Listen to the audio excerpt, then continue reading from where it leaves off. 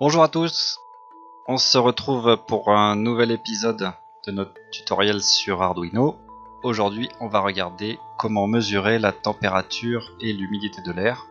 Alors il se trouve que c'est un seul capteur qui va mesurer à la fois la température et l'humidité de l'air.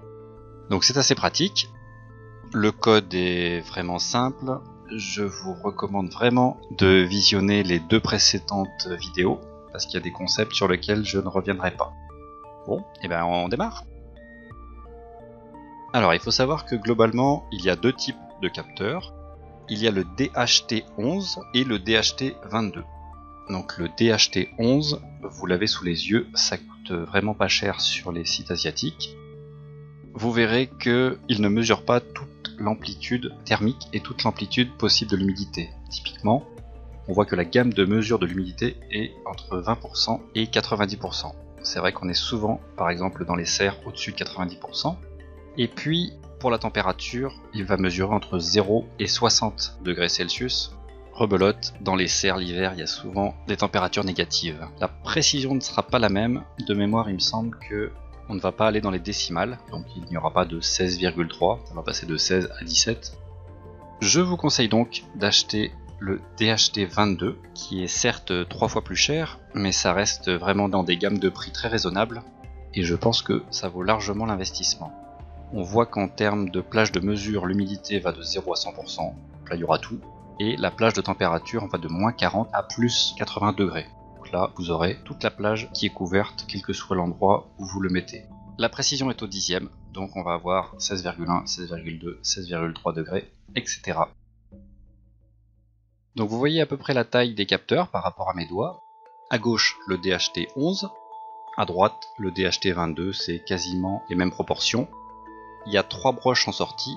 Une sortie pour le positif, une sortie pour le neutre, et la sortie du milieu, c'est pour capter les informations d'humidité et de température. Il se trouve que c'est des broches mâles, donc il va falloir avoir un câble femelle vers mâle pour ensuite pouvoir le brancher sur la carte Arduino. Alors quand vous branchez tout ça, vous voyez le câble qui est branché à l'ordinateur pour téléverser le code et récupérer les informations, et puis le capteur DHT22, vous voyez, le plus out c'est la sortie, moins c'est le ground, donc la terre. Sur ces 3 fils là, pour avoir un peu de longueur, moi j'ai fait du mâle femelle et ensuite mâle mâle. Donc là on l'a branché sur le 5 volts, sur la terre, GND, et sur la sortie analogique 1 à 1. Voilà, tout ça est branché. Vous voyez les LED rouges sur la carte, donc ça fonctionne. On va s'occuper de la partie code. Donc comme la dernière fois, on va évidemment se servir du code qui a déjà été écrit par d'autres personnes et qui permettent d'exploiter facilement ce capteur. Vous aurez le choix entre deux librairies, celle d'Adafruit, donc le DHT Sensor Library, vous téléchargerez la dernière version, ou alors en allant sur le site officiel de l'Arduino, il vous renverra vers un autre code, mais globalement pour vous ça va être la même chose. Cliquez dernière version sur GitHub, vous téléchargez le zip et vous aurez la bibliothèque. Une fois que la bibliothèque du code sous forme de zip est sur votre disque dur, vous irez dans Croquis, inclure une bibliothèque, ajouter la bibliothèque zip, vous choisissez le fichier que vous avez téléchargé, et ensuite, une fois que c'est fait, vous allez le voir apparaître dans votre liste des bibliothèques téléchargées. DHT Sensor Library ou alors DHT Lib. Ça veut dire que vous avez bien mis le code de quelqu'un d'autre sur votre ordinateur et que vous allez pouvoir l'utiliser en écrivant --include dht.h. Une fois que votre bibliothèque est chargée, vous écrivez votre code. Donc on vient de le dire, --include dht.h, ça c'est pour utiliser le code qui nous sauve beaucoup de boulot. Ensuite on a une deuxième section pour dire que la sortie sur laquelle on va lire les valeurs, c'est la sortie A1, analogique 1, vous vous rappelez quand on a branché ça sur la carte Arduino. Et on va dire que le type de DHT est le DHT22. Si jamais vous aviez acheté un DHT11, vous remplacez DHT22 par DHT11.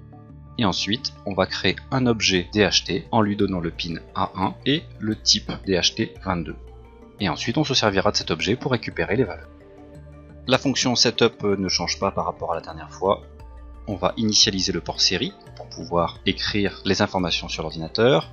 On va rajouter un tout petit peu de délai, cette fois on va mettre 3 secondes, et ensuite on va dire « Salut, je me réveille », on va revenir à la ligne et on va écrire quelques tirets pour que ce soit bien clair. Donc cette fonction setup, elle n'est exécutée qu'une seule fois. Ensuite, on va passer à la fonction loop, qui elle est exécutée une infinité de fois. On commence par récupérer la température de l'air dans une variable qui va s'appeler dTempExt. Et pour récupérer la température, on va demander à l'objet DHT qu'on a créé plus haut, read temperatures, lis la température. Donc il y aura dans cette variable la température, il ne reste plus qu'à l'imprimer. On va donc écrire température de l'air 2 points, ensuite imprimer la variable, et ensuite imprimer Celsius, et revenir à la ligne, puisque là on a fait un print ln. De la même manière, on va mettre l'humidité dans une variable qui va s'appeler dHumidext. Pour récupérer cette valeur, on le demande à l'objet read humidity, va lire l'humidité, et ensuite on va l'imprimer.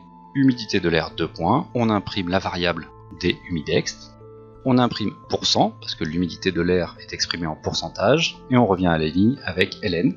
On écrit ensuite une petite ligne avec quelques tirets pour que ce soit plus clair. On attend 5 secondes, et ensuite ça va recommencer à l'infini. Voyons voir ce que ça donne. Donc je vais demander à compiler et téléverser le code. Donc il va essayer de le compiler. Ah, problème de téléversement. Donc il faut bien vous assurer dans Outils, type de carte, que c'est la bonne carte qui est sélectionnée. Là c'est la Arduino Uno. Et ensuite que vous avez bien sélectionné le port. Donc quand vous branchez votre Arduino, ça vous déclare un port. Il faut quand même le déclarer ici.